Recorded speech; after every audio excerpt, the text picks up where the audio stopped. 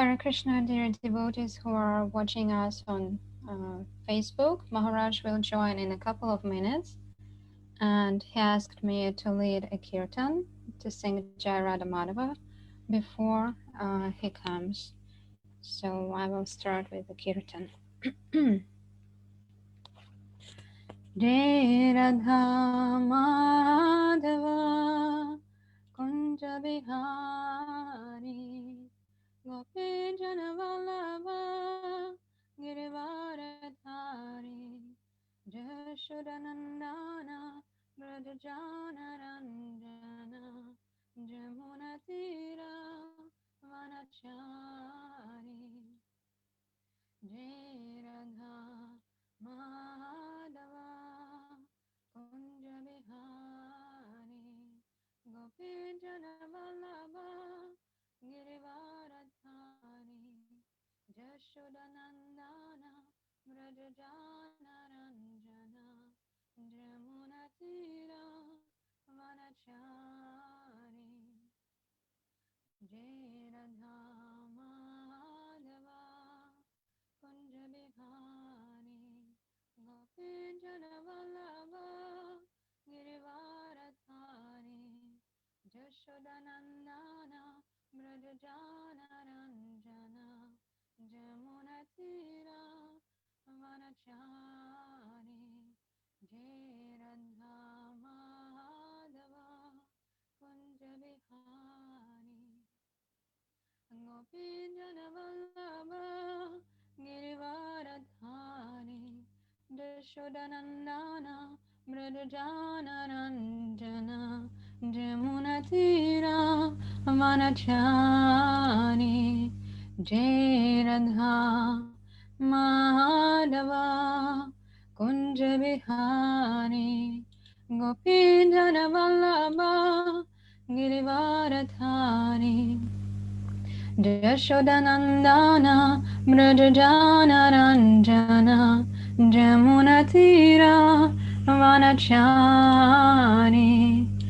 Jai Radha Madhava Kunja Bihari Gopi Janavallabha Girivaradhari Jashodanandana Brajajana Ranjana Jamunatira Vanachari Jai Radha Madhava Kunja Bihari Gopi Janavallabha Girivaradhari Jashodanandana Brajajana Ranjana Jamunatira Vanachari Jai Radha Madhava Kunja Bihari Gopi Janavallabha Girivaradhari Jashodanandana Brajajana Ranjana Jamunatira Vanachari Jai Shri Radha Madhava Ki Jai.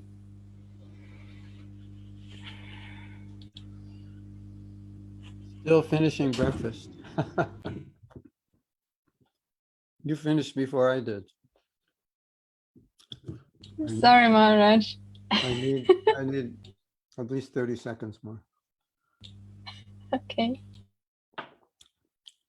This could be the first class I ever gave while eating. Although one time I was so busy, I was thinking I would have to chant my rounds while taking prasadam. But Lord Chaitanya and the associates would take prasadam. Between every bite, they would chant Haribo. Right? You read that? Maybe I can do that. Haribol. Haribol.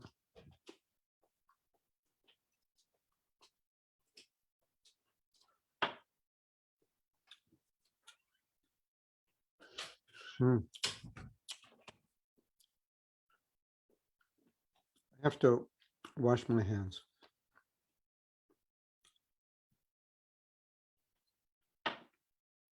Just wait one moment.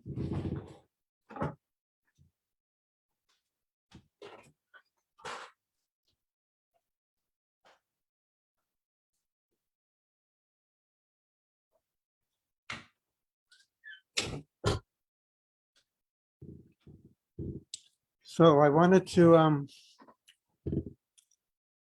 talk about a little bit about the word sentimentality. Namo Vishnu Padaya Krishna Prasthaya Bhutale Srimate Bhakti Vedanta Swaminiti Namane Namaste Saraswati Deve Gauravani Pacharine Nirvisesa Sunyavadi Pastyati. You see those pictures in the background? That's the disciplic succession of my wife's family. In case you're wondering why, why Bhaktivinoda Thakur is not there? Why Jagannath Das Babaji is not there? Gorkashore Das Babaji. It's a different disciplic succession.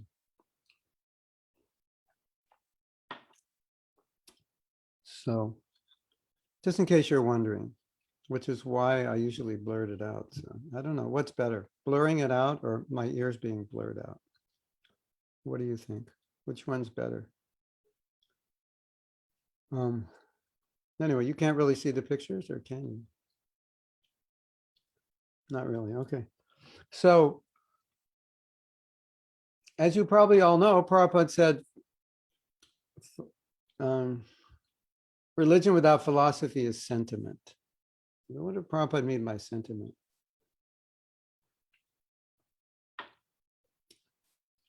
I think we misunderstand, because now that we're reading the prayers of Bhaktivinoda Thakur, there's a lot of sentiment, right? Sentiment meaning feeling, emotion. And so when Prabhupada says religion without philosophy is sentiment, then sometimes we misunderstand or misapply that. And a devotee will say something like, I'm feeling this or I'm feeling that. And we'll say, well, you're just sentimental. That may be true, but it may not be true. So I just want to define the proper use of the word sentimental, the proper use of the word sentiment, and the improper use. So, as I said, when Prabhupada made that statement, religion without philosophy is sentiment, then, at least in the early days, and I don't know if this still exists in other places, but at least in the early days, there was, whenever a devotee would exhibit emotion, then we would just say, well, he's very sentimental, like you'd see Prabhupada and you start crying. Oh, he's just sentimental, which in some senses is true, because he'd cry and then Prabhupada would leave and then he would also leave. So you could say, yeah, he was sentimental. He only comes when Prabhupada comes. He only does service when Prabhupada is around. And then he cries, jumps up and down in kirtan, and Prabhupada goes and he goes. And he goes back to his marijuana and whatever. Yeah, that's sentiment. That's one definition of sentiment. Of course, crying in Prabhupada's presence is good. It's purifying. But we could call that sentiment because there's no real substance to the feeling.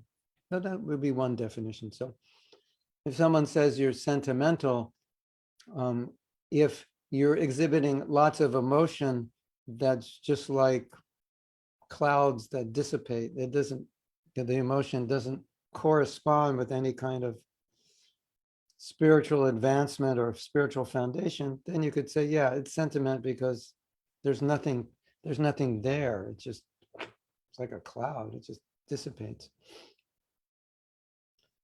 So that's true. Still, I would say that any kind of sentiment in relation to Krishna is certainly better than sentiment in relation to something else. So you could say, well, at least I'm feeling something in relation to Krishna. So that's true.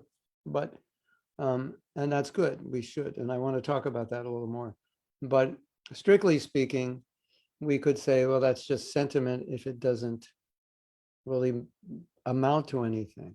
It's like telling someone I really love you, and then you cheat on them the next day. It's like, That doesn't make sense. If you love me, why would you do that? Something like that. Then, but more specifically, the way Prabhupada used it is more in the sense of siddhanta or tattva, meaning I may have a feeling, I may feel a certain way about something, but it's not based on Shastra, it's not based on siddhanta, it's not based on logic, it's not philosophically correct, it's just how I feel. That's what Prabhupada meant by sentiment, like I feel that I'm saved by Jesus and I'm going to heaven.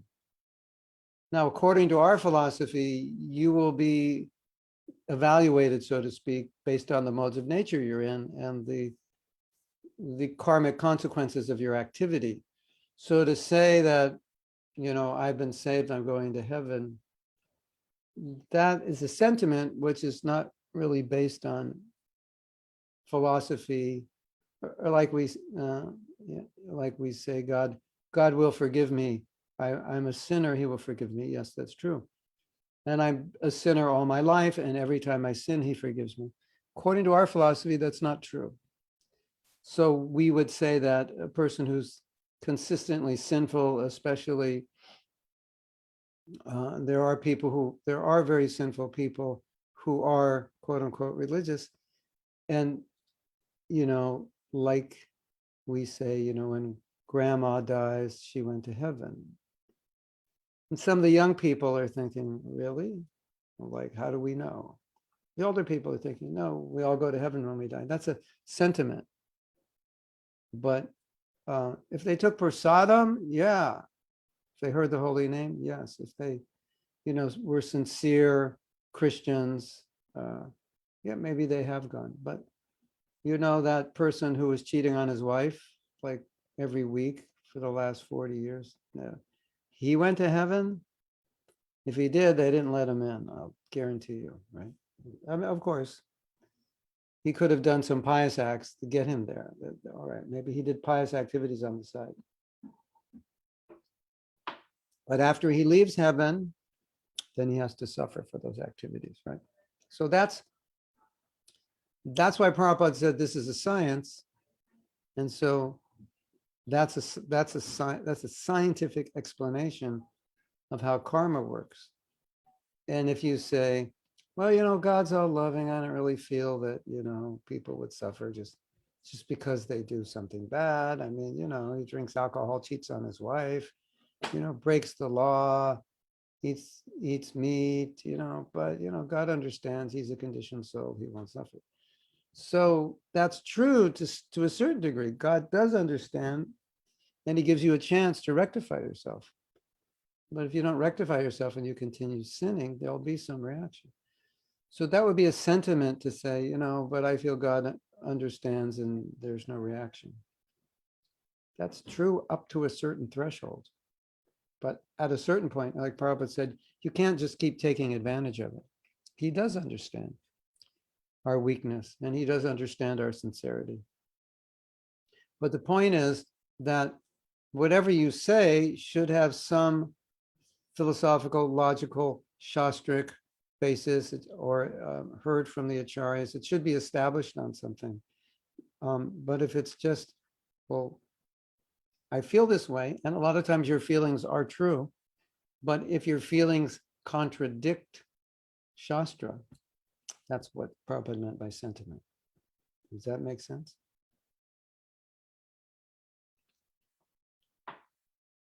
Like I always say, you want to make sure your feelings are actually true, because your feelings may not be, and then your feelings may misguide you. So how do you know they're true? Well, you check in with, well, what did Prabhupada say about this?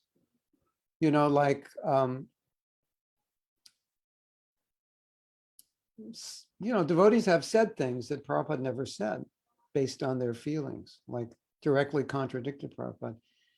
And it's funny because they're trying to establish the validity of what they're saying, but they're directly contradicting him. And I think, don't they realize they're contradicting him? So the feeling got very strong. Prabhupada made a mistake. It shouldn't be this way.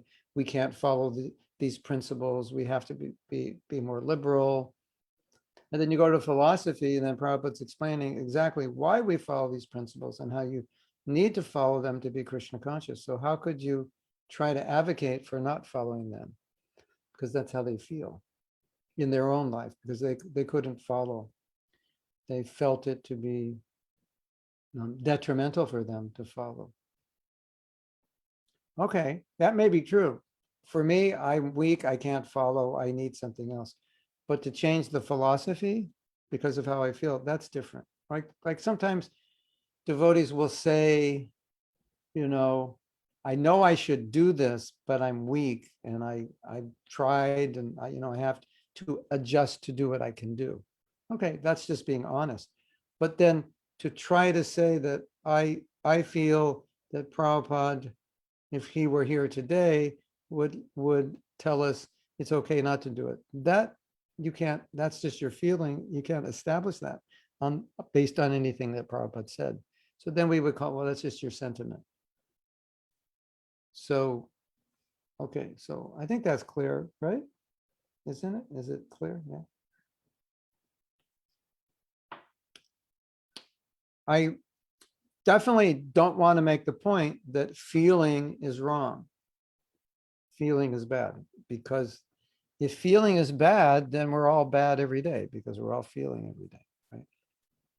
If I feel like killing you, obviously that's bad, right? If I feel like serving you, obviously that's good. So feeling can't be wrong. So if we say, Prabhu, you're just sentimental because you're feeling, a lot of emotion towards something, like you see the deities and you start crying. She's just sentimental. But that's good that she's sentimental because she's crying because the deities are so beautiful, and maybe someone else sees the deity and nothing moves. They're analyzing, how the deity's dressed and, the processes that are used in the worship and quoting the shlokas and nothing's going on in the heart. Okay, that's okay. I'm not condemning that. That's, philosophy, tattva, siddhanta, all these things must be there. But the fact that someone else is emotional seeing the deities doesn't mean that the one who isn't an emotional is it better necessarily, right? Maybe he's worse or she's worse necessarily. So we don't want to take this idea of sentiment to the point where it's wrong and it works against us. So why am I talking about this? Well, of course, Bhaktivinoda Thakur, it's full of emotion. So there's no question that emotion is unnatural. It's totally natural. But his emotion, obviously, is totally in connection with his relationship with Krishna and his need for that and his crying for that relationship. So the other day, when we were doing the japa workshop, we do this exercise where we talk about, where we show this picture of Gop Kumar being embraced by Krishna. And I always say, someday that's going to be you, or hopefully, at least, you can think like that. Like, do you ever see a movie and, at least I have, I don't know if you have, you see a movie and, it's like amazing movie. And you think, I would have loved to be the actress in that movie. I would have loved to be the actor in that movie. You ever think like that? No, I would have loved to play that part. I could have played that part just as well as him. And so when I see that Gopa Kumar, I think, oh, that's the part I want to play in that movie. Like, and then of course I tell all the devotees, well, that's the part we should all want to play. That's the goal. So in doing this exercise, I was trying to bring out an emotion that we left Krishna. Krishna's waiting for us. He loves us, and our japa is really kind of like payback time. You've loved me forever. I've turned my back on you forever, and now I want to come back, and I don't deserve it, and I feel very bad, more than very bad, that I left you, and I'm just asking you, will you accept me? And in addition to that, I was also talking about how when I chant, a lot of times I feel like I'm trying to reciprocate with Krishna's love because he has, this is a weird relationship. One person has all the love and the other person has none of it. That's quite a dysfunctional relationship, isn't it? Don't you think? Like, like imagine you saw a boy and a girl and you just overheard them speaking, and the boy saying, I'd do anything for you. I love you so much. I'll work 2 jobs for you. If you're ever in danger, I'll sacrifice my life for you. And she's like, so what? I don't care. You'd probably think, oh my God, let's pick that girl up and drown her. This is horrible. No, you wouldn't think that like that, right? Only I would think like, no. You know what I'm saying? You would think like, what's wrong with her? How could she be so ungrateful? Isn't it? Wouldn't you think like that? Yes. You think, this is crazy. What's wrong with this girl? Any girl would love to have a guy like that. And she's like, nah, whatever. And she's got a boyfriend who's a total drug addict loser, doesn't have a job, but she likes him because he's got cool tattoos, big muscles, and he has a motorcycle.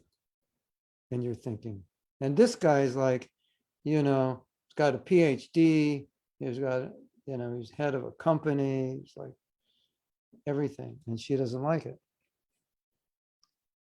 So I think our position is a bit like that.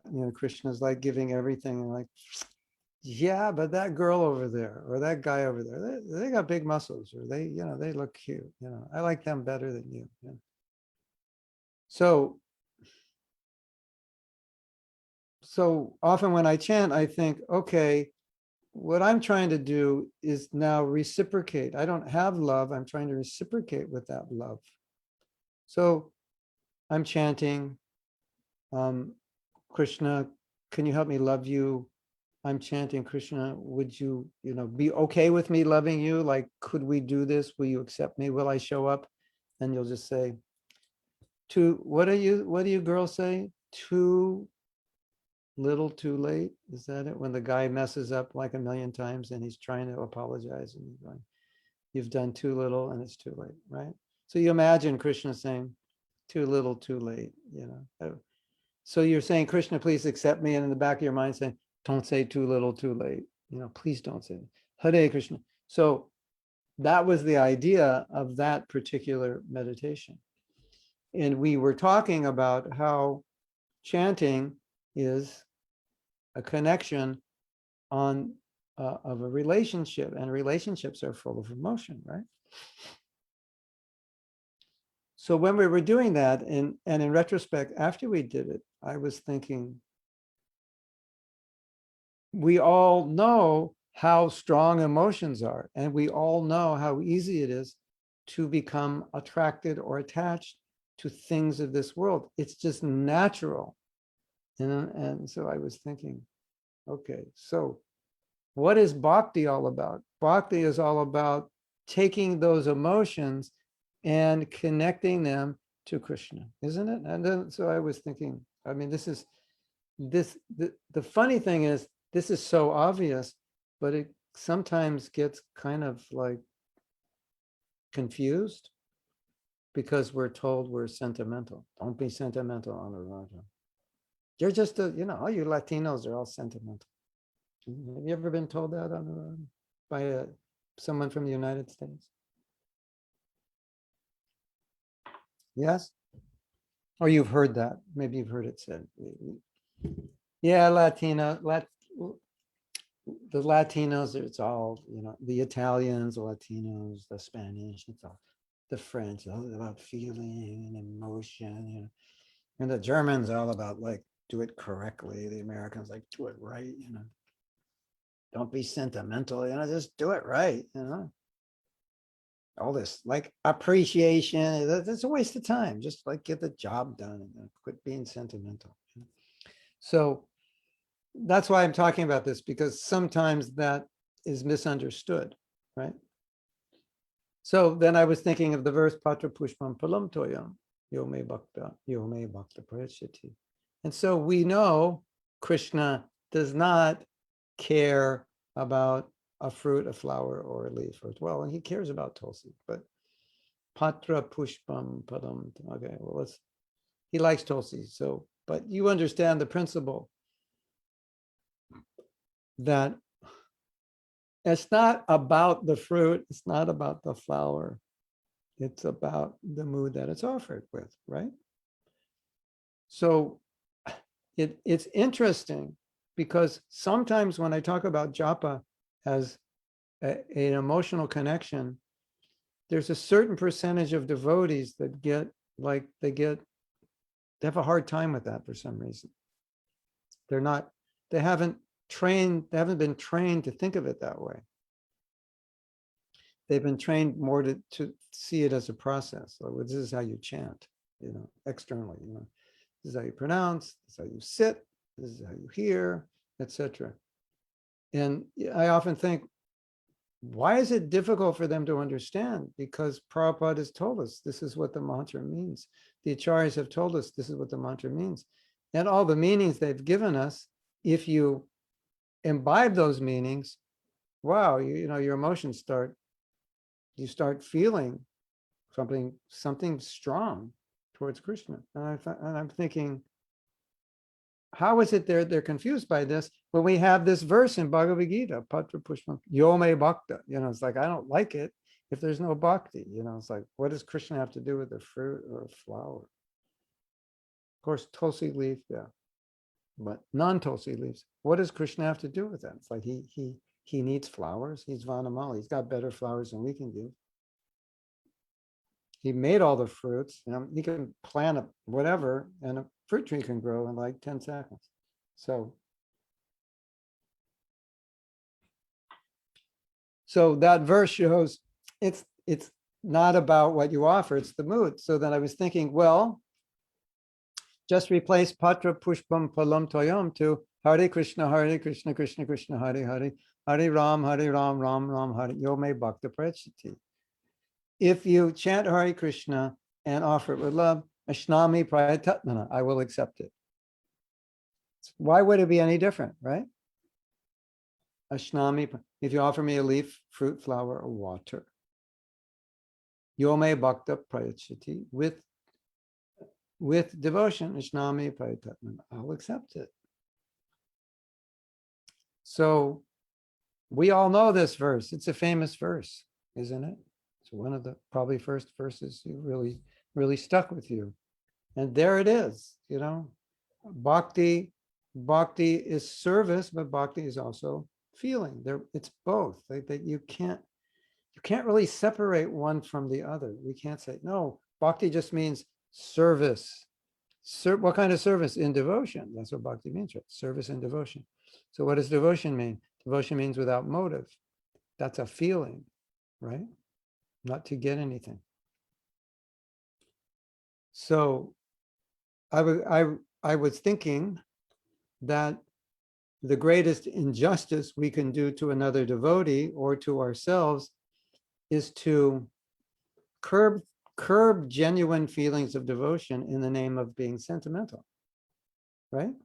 I mean, if it's actually real, sometimes we have kirtan and it's so beautiful and we're just like, oh my God, this is so beautiful. And so many times I chant and I don't really feel like this, and now I'm feeling it, and I'm, how could I not feel this? Krishna's or so beautiful, and then we might cry, or shed a tear, or almost shed a tear, or we have some very transcendental experience. We have.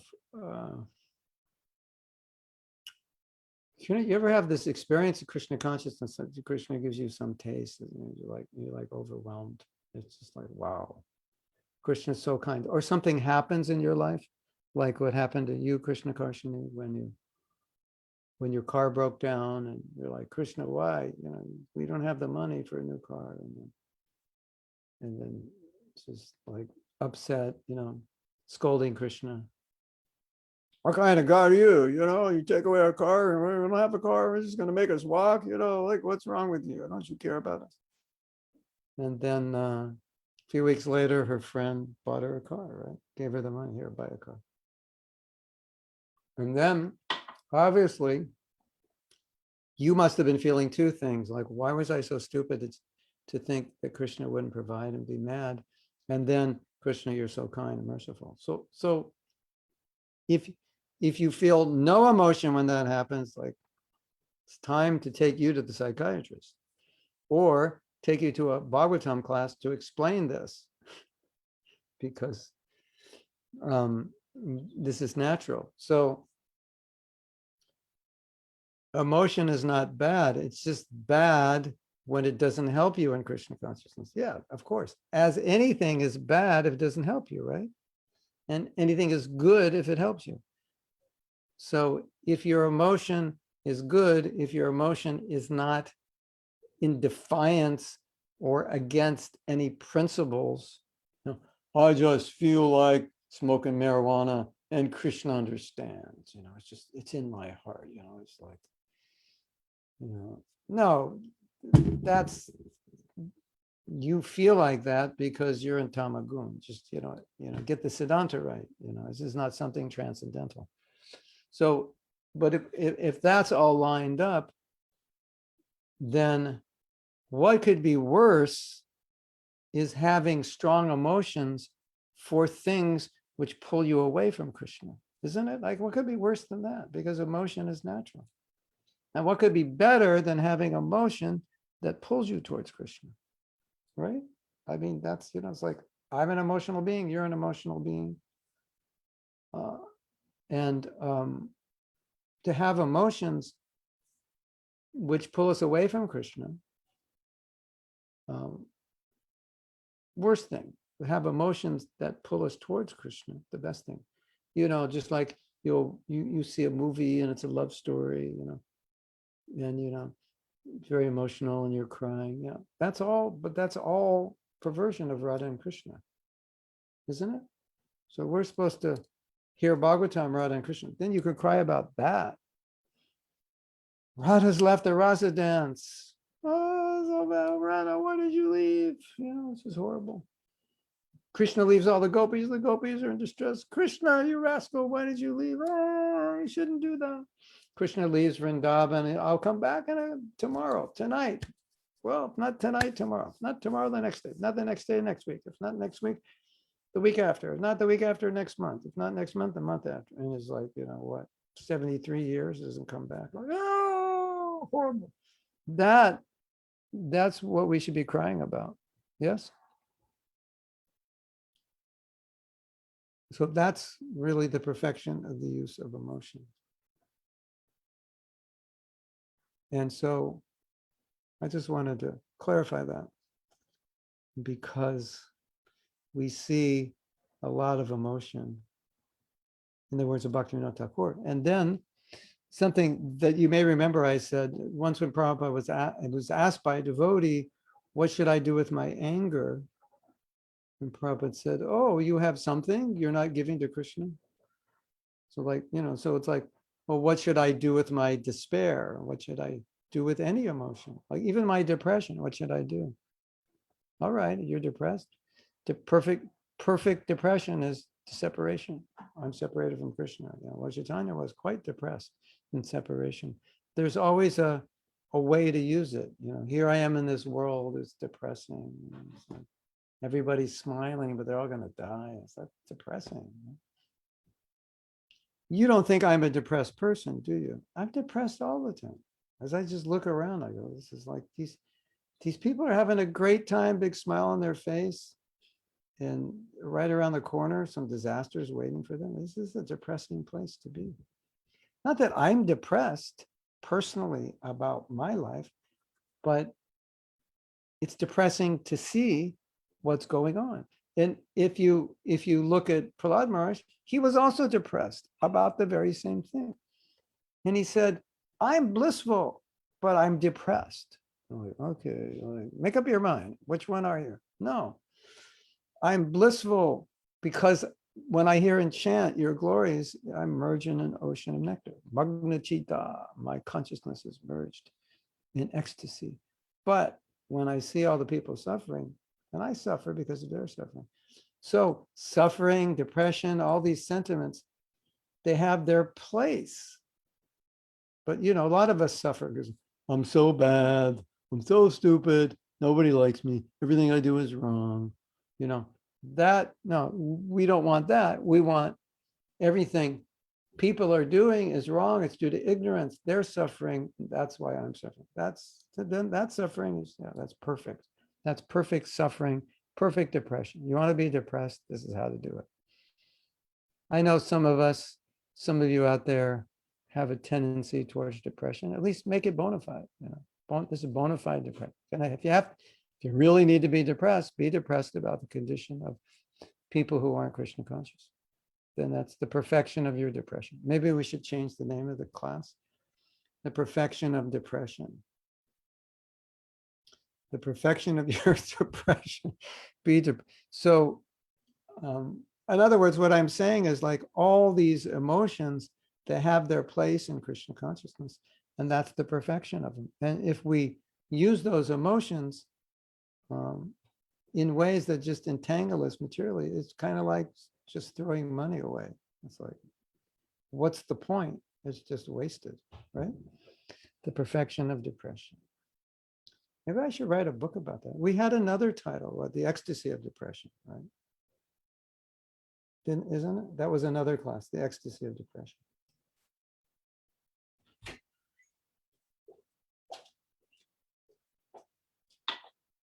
You know that story? I told this story a while back when Prabhupada was on a morning walk and there was a lot of traffic. It was early in the morning. Prabhupada morning walks, at least in Los Angeles, were between 6 and 7 a.m. So I'm assuming that was his schedule. So between 6 and 7 a.m., there's a lot of traffic and he's in a park and it's downtown. And he asked about the traffic and he said that, well, it's so crowded downtown or so expensive to park downtown that people come early to find a parking place. Then Prabhupada said, he said with a lot of emotion, they're working so hard. It actually hurt Prabhupada to find out that people are, you know, coming to work at 7 a.m., going home at 7 p.m. I think in China, that's kind of normal. Like 10, 12 hours, 6 days a week or something, you know, something outrageous. And Sri Kirti said, when Prabhupada said that, he could see that there was a little tear coming out of Prabhupada's eye. So, you know, it's interesting, isn't it? That you would, you know, like you see people working hard and it's like, oh, they're just idiots. You know, they should have dropped out of university like me and, you know, just become a hippie. And, you know, but now they got these big educations, spent $80,000 to get a degree, you know, spending the whole life trying to pay it off, working for some stupid white male supremacist pig corporation who's ruining the earth. That's how we think, right? Something like that. Or you may think like that, right? Or maybe that's how I think. You know, that's how all those ex-hippies tend to think. You know, we think, what an idiot, he's working so hard. But Prabhupada, it wasn't like that. He was feeling bad for them. He was feeling sad that they had to work so hard. It actually hurt him. So that's the perfection, isn't it? That's the perfection of emotion. So I just wanted to clarify that how important being sentimental is, quote unquote, if it is aligned with Krishna conscious philosophy, and it is if it's experienced in a way which is bringing you closer to Krishna. And I just think it's very interesting, because you don't know this, but I get all the letters and questions. There's a lot of devotees that have, not a lot, but there's a percentage of them that when I talk about chanting and emotion, they have a hard time either intellectually understanding, is that okay, what we're supposed to do, or practically doing it. So that's, you know, I think that may be due to a misunderstanding of this idea, you know, don't be sentimental. Religion without philosophy is sentiment, which is true, of course, but misunderstood. Okay. Is that clear? Did I make my point? All right. Okay, on the count of 3, you can all cry because that was such a good lecture. That was so good. Oh my God. Now you can cry. Right? Okay, we'll take out 3 seconds for you to cry. Okay, now we can look at the chat. Hare Krishna.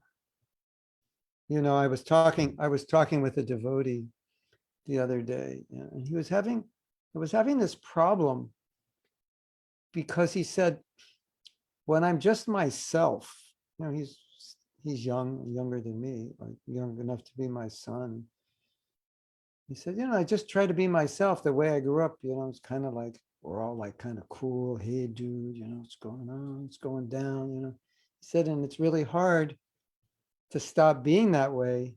And he just wants to be like, you know, this like sadhu, you know, just Hare Krishna. Obeisances Prabhu, not like, hey, dude, what's going down? He doesn't want to be like that.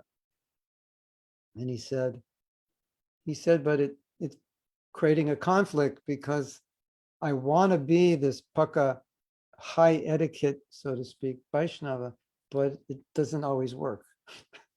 My other cool dude side seems to come out of nowhere when I'm just going, please accept my obeisances, dude. You know, it's just like, I can't control it, you know. And I was saying, you know, you can't not be who you are as long as who you are is not getting in the way of your devotional service. And if people don't like who you are, you know, it's like, well, you know,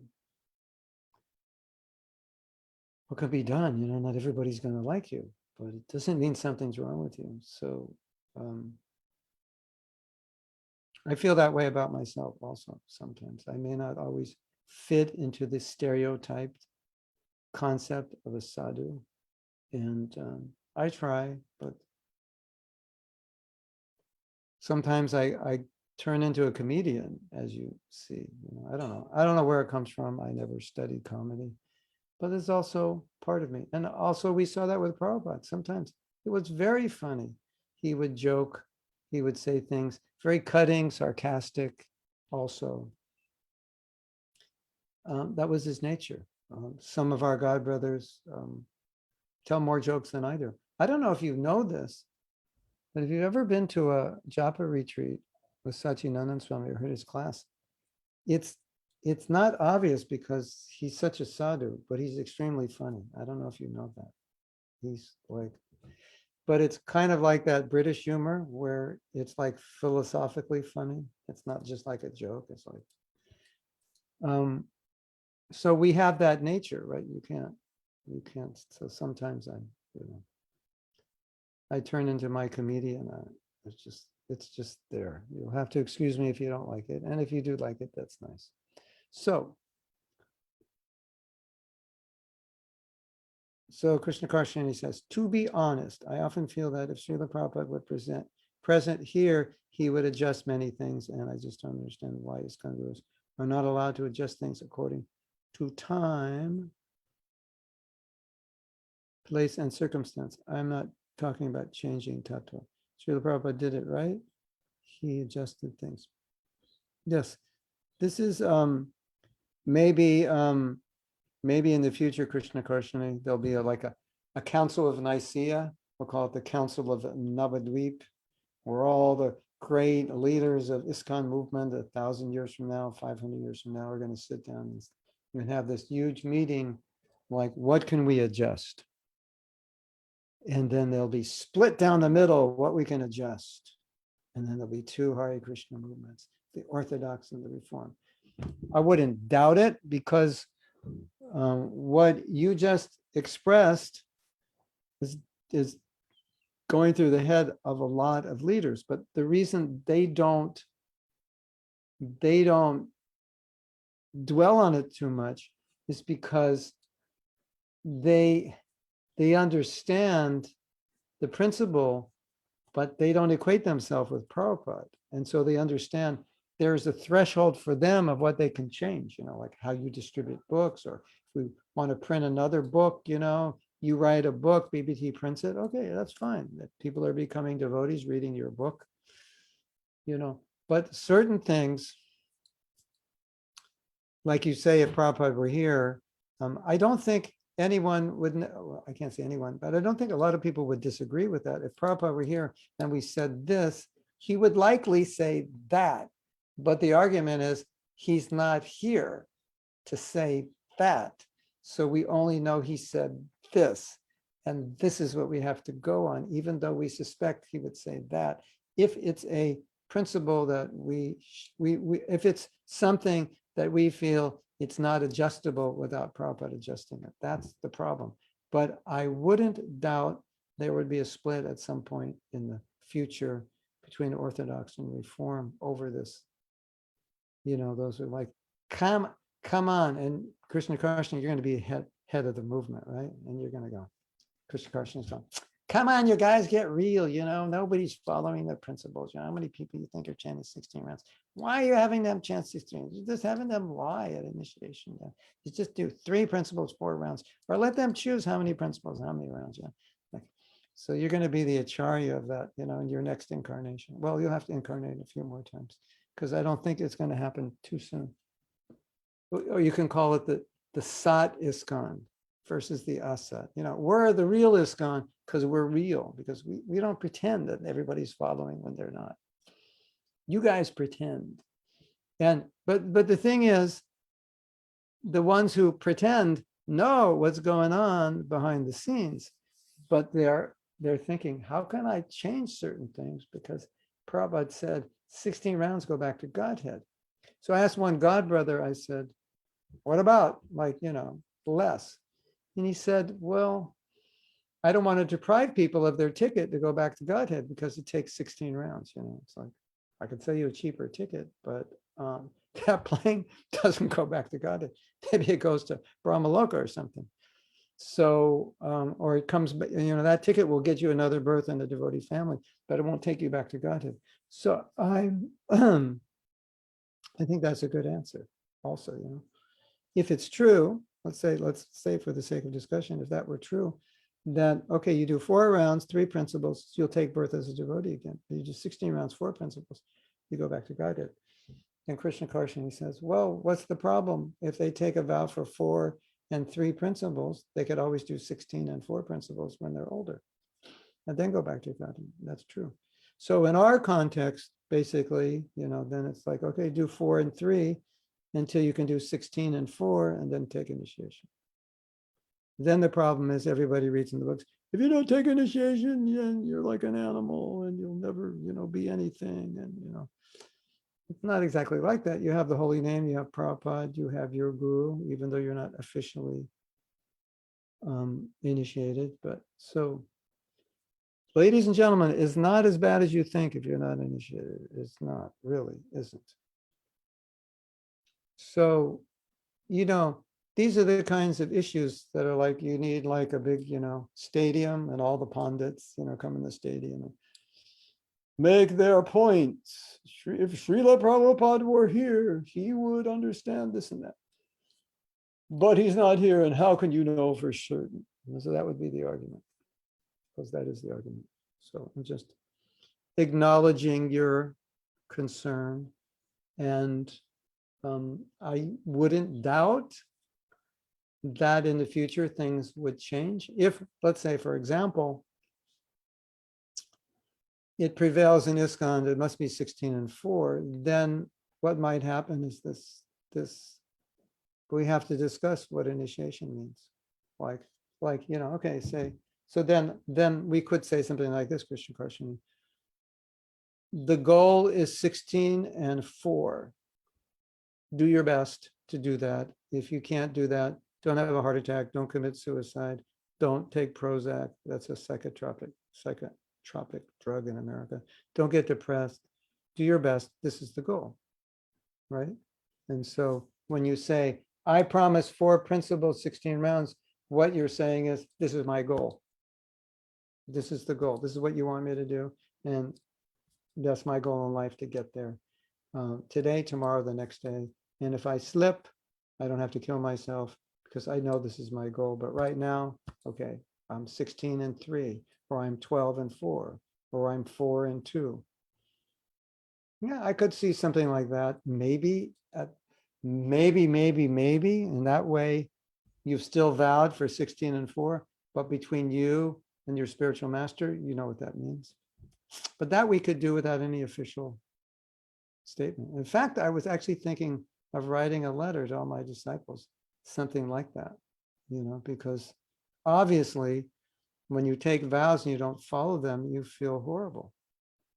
And I don't personally feel horrible if the disciple can't perfectly follow all the time, if they're sincerely trying, because I think the sincerely trying is what's most important. And I don't want them to feel miserable if they slip and fall, which we all do from time to time, except a few rare souls who never slip and fall. So it's an important point, because otherwise we discourage people. So I think, what you're saying has value, but I think at this point, some adjustments could be made in how we contextualize it, as opposed to changing it. Then you'll say, well, if you tell your disciples, 16 and 4 is the goal, then in the back of their mind, they'll be like, well, if I don't chant my 16 today, at least I know it's the goal, so it's no big deal. And then, everything goes to hell. And no doubt for some people, it would go to hell.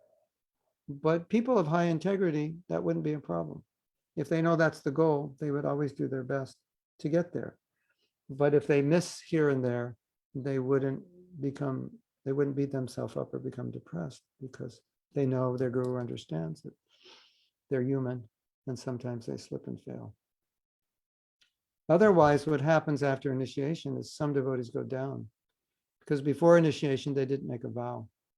So if they slip, they don't feel as guilty as once they make the vow, obviously.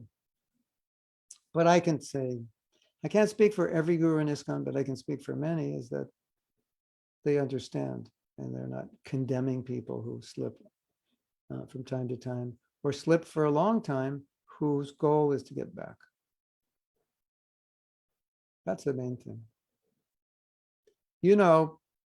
Sometimes leaders in our movement were not chanting or not following all the principles, and Prabhupada knew it.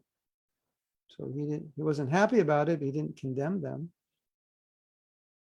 but he would always encourage them to do it. So then there's another thing. If you're going to be initiated as a Brahmin, then you have to. You have to do, Prabhupada said, Krishna Karshani also, Prabhupada said two things about initiation. He said, we give first initiation liberally.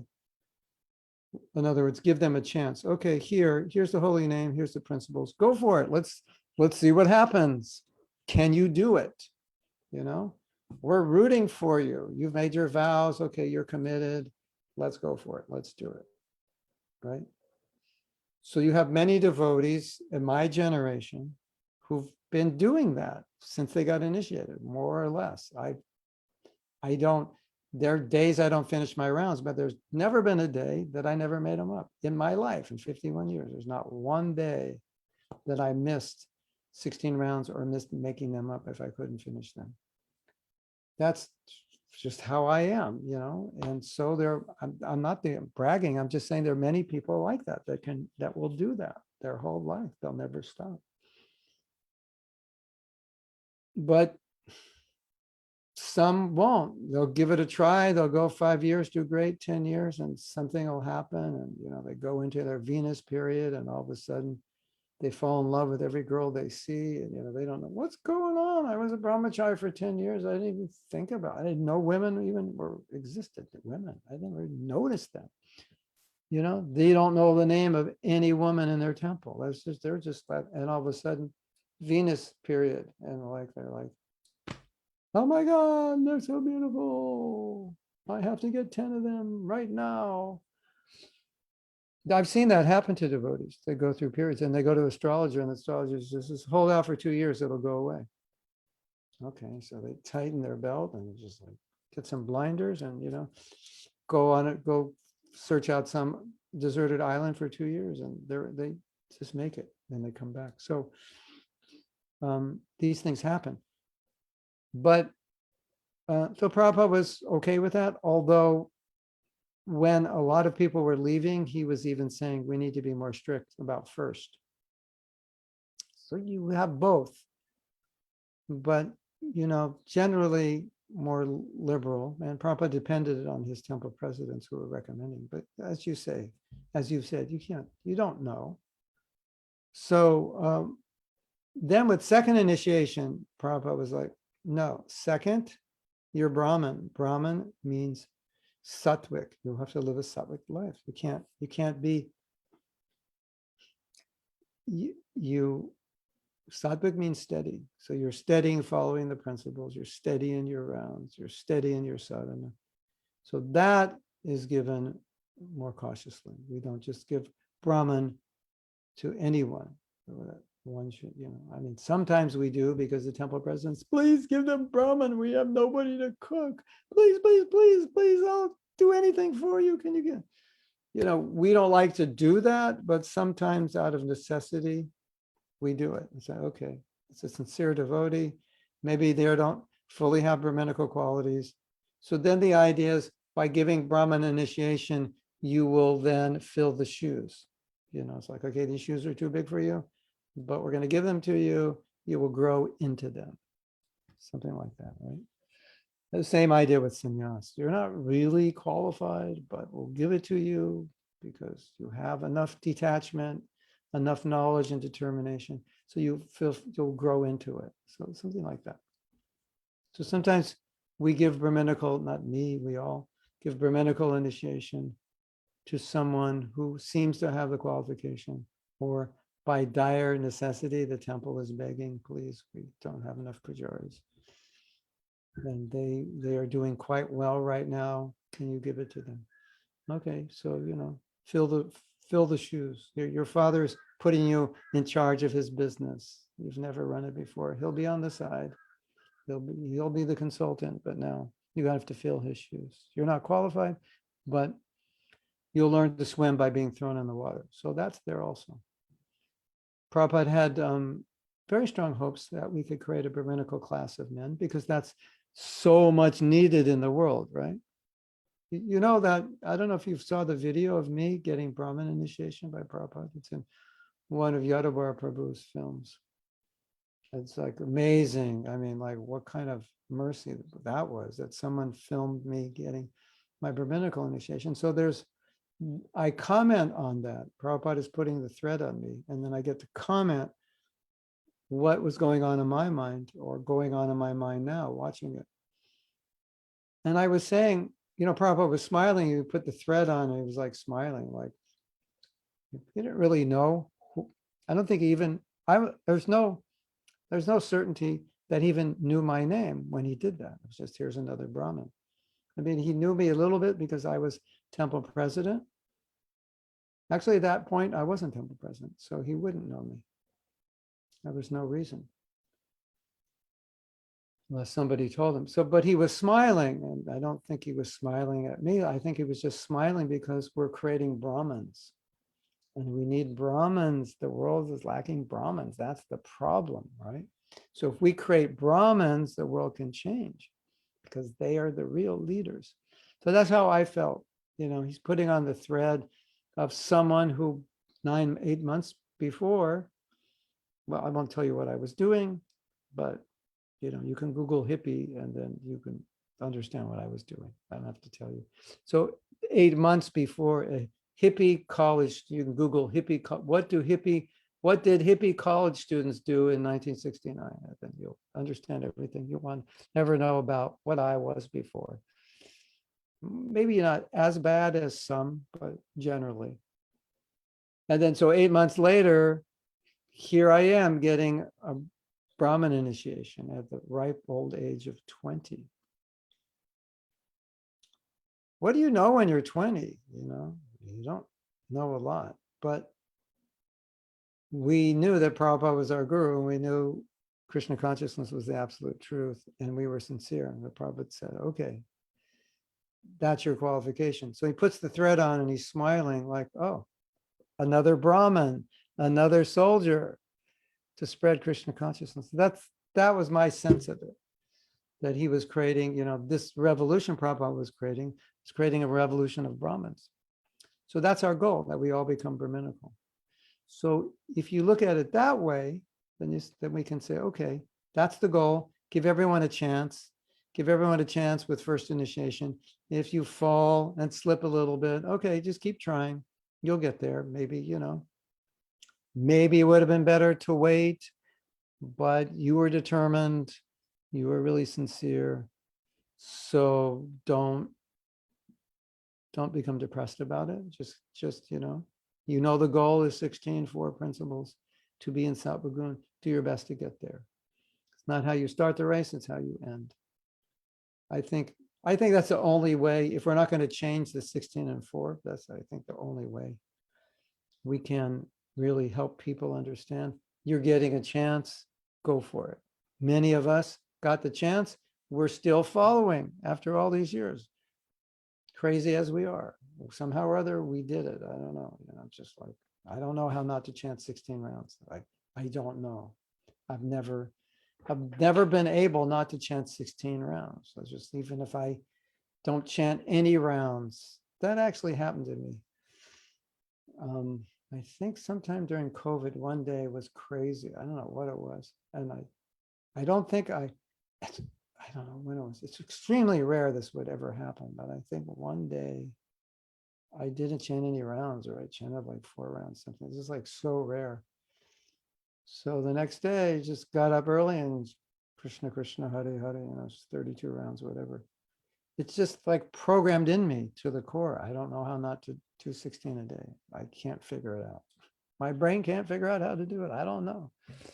And, the 4 principles, okay, we know that one principle, the hard one, but somehow or other, I just understood what Prabhupada taught, and, young man, physically wants to enjoy, but just like, no, there's so much you get by controlling it. And so I control it. Not because my body wants to, but because my intelligence understands. I will get Krishna if I control it. So there are people in the world like that. We can't doubt that, but not everybody's like that. So we give everybody a chance. Are you like that? Like you say, Krishna Karshani, you don't know when you get initiated if you're actually like that. You feel like you are, but you're only 20 or 17 or 23. How do you know how you're going to be when you're 42? You don't. There's no way to know. But should we deprive someone of 20 years of following because at the age of 42, we look at their chart and it says, Venus, all hell's going to let loose. They're going to leave their wife and marry a girl 40 years younger than them.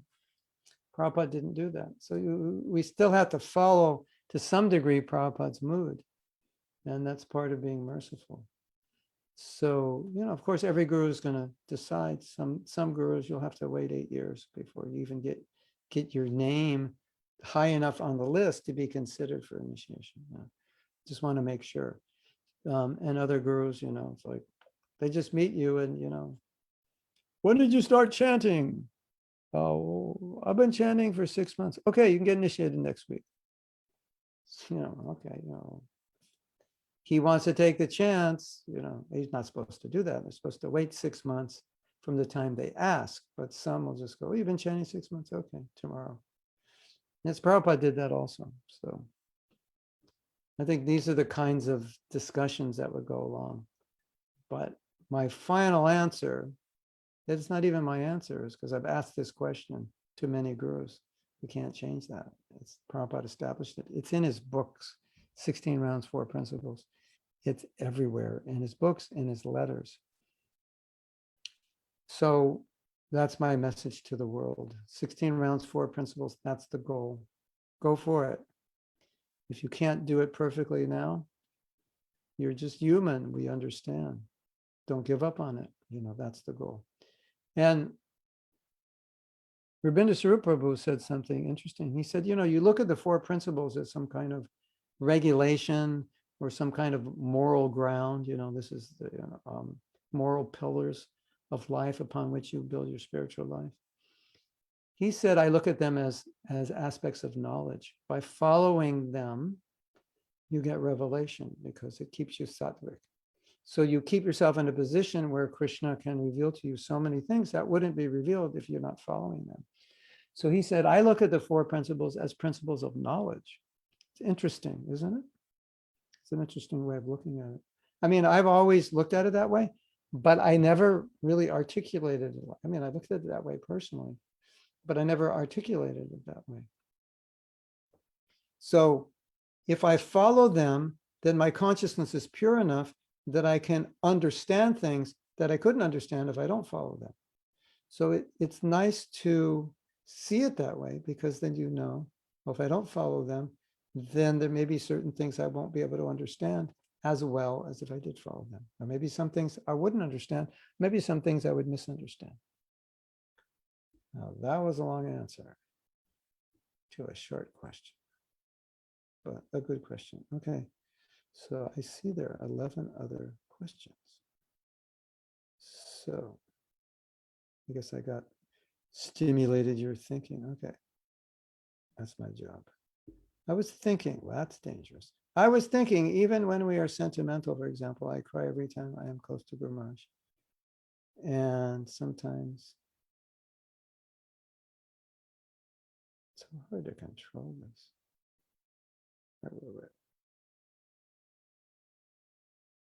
I cry every time I am close to Guru Maharaj, sometimes even if I'm not close to him. Couldn't we use these sentiments to get closer to Krishna? Yeah, of course. I don't, my whole meditation is like, some of you probably never cry. They tend to be more on the male side than the female side, although men cry and some women don't. Some of you never cry, and some of you cry a lot. So who's better? The one who cries, or the wasn't? Nobody's better or worse necessarily. But if you have a tendency to cry, and you can use that for crying for Krishna or crying for your Guru Maharaj in a way that helps you, then you're using that tendency to bring you closer to Krishna. So, if you have a tendency to cry and you can cry in ways that help you, then why not? Or if you can speak in a way that makes the audience cry and brings them closer to Krishna, why not? Isn't it? Yes? We gave class the other day to the Italians, and it was a class that Jyotirmaya, you were there. And I think some devotees were actually crying. A lot of times I give class, people cry, but we're talking about like what's wrong with us. So they're crying about what's wrong with them. And that's, I understand that. It's not so satisfying for me as a teacher that, I just made you all cry. But we were talking about how much Krishna loves us. And then some devotees were crying. Oh, that's good. That crying is good because you realize Krishna loves you. That's powerful. Krishna Karshani says, I'm often saying love is about acting. I believe it's relating to Krishna also. So if someone is saying that he's loving Krishna and Guru and doing nothing for them, then it seems just sentimental, has no value. And it could be, there's a saying, love is what love does, like we say. As I've often said, the guy says to the girl, I love you more than anything. And she goes, okay, where's the house? Where's the car? Where's the diamond ring? So of course that's a material example, but I think it's clear. Love is what love does. At the same time, we see that Yome Bhakta Prayachati, that love in Krishna consciousness means not only did I give you the house and the car and the diamond ring, but I do it to not get anything from you. See, that's what love is, right? So if I give you the house, the car, the diamond ring, because I want you to be my slave, that's not love.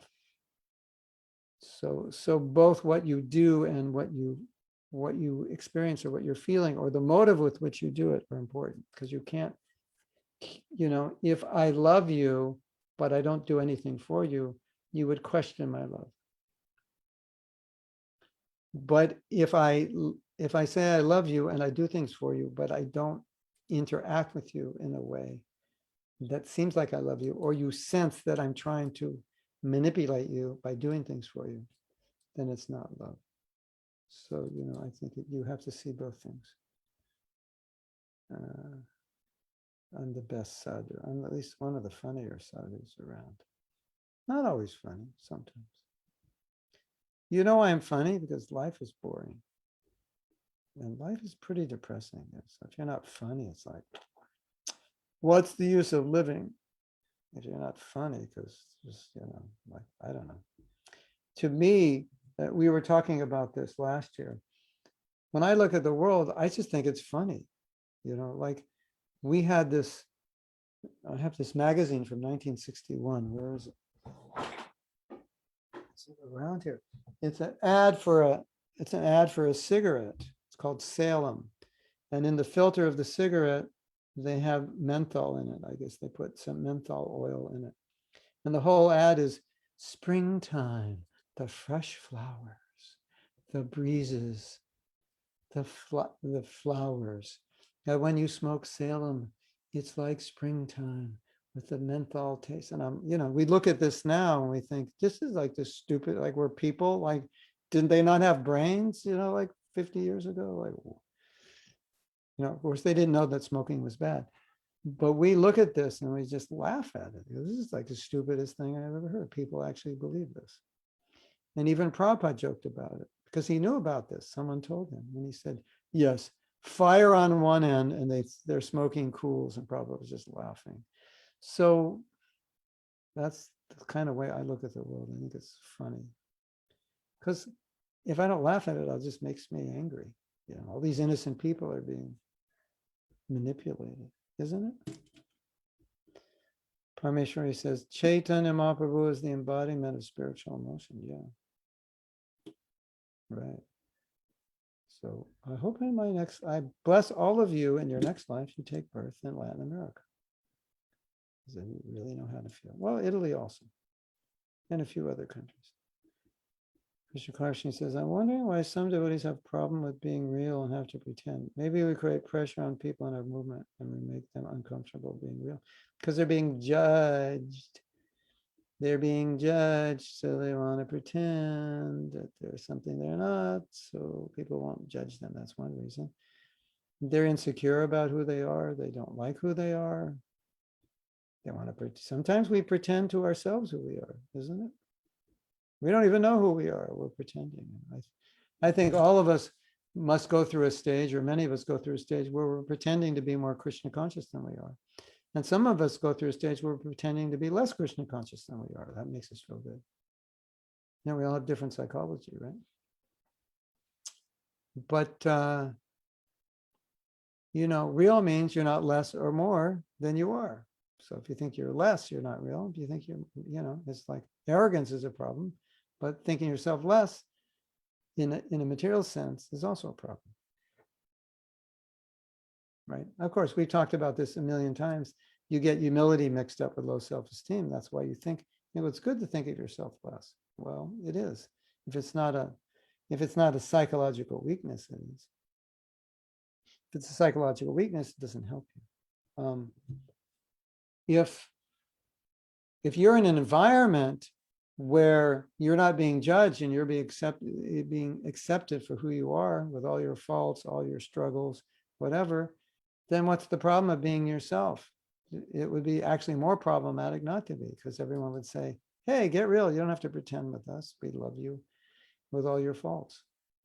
So if you feel like you won't be accepted with your faults, obviously you're going to pretend not to have any.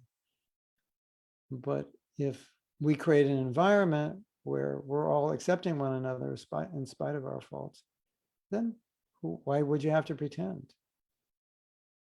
Of course, some of us, as I said, we even pretend we don't even know who we are ourselves. So that may be some defect that we have by nature, but it shouldn't be exacerbated when you become a devotee. Like, it should make you feel like you need to do that. I won't be considered a rough and tough brahmachari if they know my inner secrets. So I will keep them hidden. And if I actually am who I am, they'll actually see me and they'll call me a sissy. So I'm not going to let them know. Yeah, that could be going on. One sannyasi was joking. He said, the real brahmachari, he eats wood for breakfast because he's rough and tough. I'm brahmachari. I eat wood for breakfast. Yeah. So isn't it? That's like, the stereotype brahmachari. Yeah. I don't talk to women. I eat wood for breakfast. I distribute books. Yeah. I don't talk to women. No. Yeah. I'm brahmachari. You don't mess with me. So you have that stereotype. And inside that rough, tough frame is this boy who's like little boy who's struggling to be a brahmachari, struggling to control his senses. And he shut himself down, suppressed everything because he's afraid to feel, because if he feels, he may not be brahmachari. I cannot feel nothing. I don't feel nothing. I'm brahmachari. Like I say, if that's what ISKCON is creating, we have a problem. And I guess we have a problem because we've created that, right?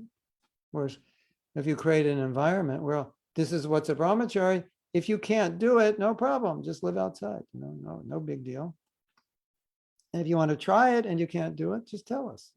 Like it's just everybody's different. Not everyone was born to be a sadhu when they're like 19. No problem. If you're one of the abnormal ones who can actually be a sadhu at 19, okay. But we make people think you're abnormal if you can't be a sadhu at 19, when it's actually the opposite. You're abnormal if you can, because most people can't, right? All the brahmacharis, they're all totally abnormal, right? I mean, just do the math. How many brahmacharis and monks are there in the world compared to other people? Well, so they're the abnormal ones, right? Isn't it? What do you call it in statistics when you have something like that? Call it abnormal or odd, or something that's, I don't know, maybe there's a word for it. Maybe abnormality is the word. Yeah. So, yeah. So, now Christy's thinking, oh, Maharaj, you just described all our temples in Lithuania. They're exactly like that. Oh my God. All right. She's saying, no, I'm not thinking like that. She's not being real with us, I think. No, when I go there, that's how I think. You may not think that, but I think like that. What are they doing to these poor brahmacharis? Oh my God. Don't be depressed. Do your best. Life in this world is like a school of love, as Bhakti Maharaj said. We should learn to love again by moving from the sense of possession to true love. If we could connect with the nature of Krishna, aligning our minds, willing, feeling, and thoughts with those of Krishna, our spiritual life would be a continuous becoming of expanding love and happiness. We should strive, at least in theory, to see all living beings as parts of Krishna and love them unconditionally. If we do not learn to love deeply, we cannot be Krishna conscious. Being Krishna conscious means, well, this is so hard, this chat. Go call up Zoom and tell them to get a different chat. It's like you move your cursor and then you get to like the 43 lines below when you just touch it. Do not learn to love deeply. I can't read it all. It's funny and sad. Same time as created on, I can't read it all. We need to learn, I'm skipping, learn again what love is, how to love ourselves and others and God, not a sentimental way, dry way, authentic way. Yes, deep, real, be real. Get real, Prabhu. Get sat. Get sat, Prabhu. Got, have a big billboard, got sat. Thank God, Casey process of Prabhupada gives us is the bona fide way to return to our original position as loving service of Krishna. Prabhupada made decisions about adjusting things without asking his guru. I think this, yeah, well, he's Prabhupada. That's the problem. We can change a lot of things, but there's things that none of us would dare change because we don't see ourselves as the acharya. So certain things the acharya can change, and certain things, in other words, there's certain things you have to be an acharya to change. So maybe what those things are is subject to debate, but nobody's going to say, well, Prabhupada did it, so we can do it. Like point blank, anything you want to do. There'll be some limitation. Well, Prabhupada adjusted this, so we could adjust. And everyone will say, yeah, we can adjust this, this, this. But when you get to this, it's not something we, as non-acharyas, have the right to adjust. That's the problem. We're going to find the video of Brahminical initiation. That's a good question. If you look at following Srila Prabhupada, I don't know, maybe it's up somewhere on one of my sites. If you, there's following Srila Prabhupada by Yodobar, and it goes to Prabhupada all around the world. 1970 Los Angeles, that's where you'll find it. I don't even know if you'll notice it's me, because you'll see this like young, muscular guy who has hair and a sika, and you'll just like go right by it because you're not used to seeing me that way. But it's the video when Prabhupada's putting a Brahmin thread on someone's shoulder, and it goes like this shoulder here, my right shoulder. I always tell the devotees, that we meet one another, not the ladies, but we meet one another and we give a hug. I go, put your head here. This shoulder's prasadam. Prabhupada touched it. So now you're all, next time you see me, you're all going to go like this. Hare Krishna Maharaj, I will not touch your feet. I will touch your shoulder because your shoulder's prasadam. Shoulder prasadam. So that's where the video is. And Sarji says, regards to sentiment, can we connect all of the emotions we feel with Krishna? Will this purify our emotions, deepen our connection to Krishna? For instance, we may experience a mundane heartbreak. Could we utilize this opportunity? Yeah, to remember Krishna, the source of all our heartbreak is leaving Krishna. Yeah, definitely. And I would think also, mundane relation, my heart is breaking, and I would think, Krishna, why isn't my heart breaking that I'm separated from you? That's worth worrying about. Naturally, your heart's going to be broken, but Sardi says the talent class was wonderful. It made me and my mother cry, and it wasn't recorded. So you can all beat yourself up if you missed that class. When we feel or see something extremely beautiful and merciful, like the love and mercy of Krishna, it is impossible not to cry. That is a bona fide Italian if ever heard. The difference between being humble and having low self-esteem is that when we're humble, we're inspired to do service because we know that Krishna and Guru will help us. But when we have low self-esteem, we feel paralyzed, our thoughts that we are worthless and can't do anything exactly. Feel like being real helps others feel that they can also be very important. That's it right there. Thank you, Sydney. You ever been around some like the situation where no one's real and it's like, I can't be real here. I'll be like, they're not used to this. They're not ready for this. They won't know how to handle me. They'll kick me out. Isn't it? You ever felt like that? I can't be real with others who aren't real because they won't understand. They'll think, oh my God, what's wrong with her? We've never heard anybody say those things before. Ananda says, I was just thinking this morning, we need to be especially compassionate to brahmacharis because their life is hard. Oh my God. Brahmachari life. Actually, though, I do have this to say. If you're living as a brahmachari and you're like fully engaged 24/7,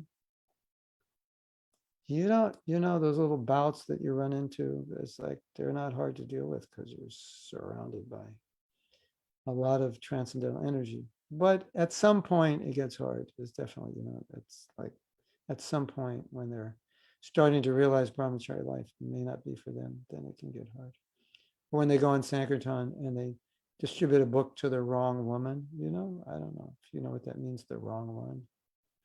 There's 7 billion women out there, but one is the wrong one for that brahmachari, if you know what I mean. When you do your Russian brahmachari personally, you are definitely going into committing. Yeah. There's also, I think it's a Russian who moved to Germany,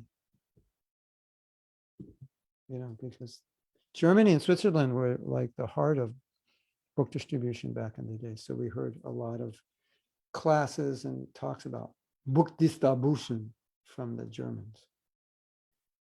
So yeah, I think it's a combo. The only brahmacharis left now all live in a forest outside of the city, only come for harinams. Oh yeah, they have a forest of brahmacharis in Lithuania. Did you know that? There's an all brahmachari farm. Yeah, that's why she's saying that. Okay, so we're going to end class. So can we officially end class here and then restart the japa? Yes, Maharaj. Okay, thank you very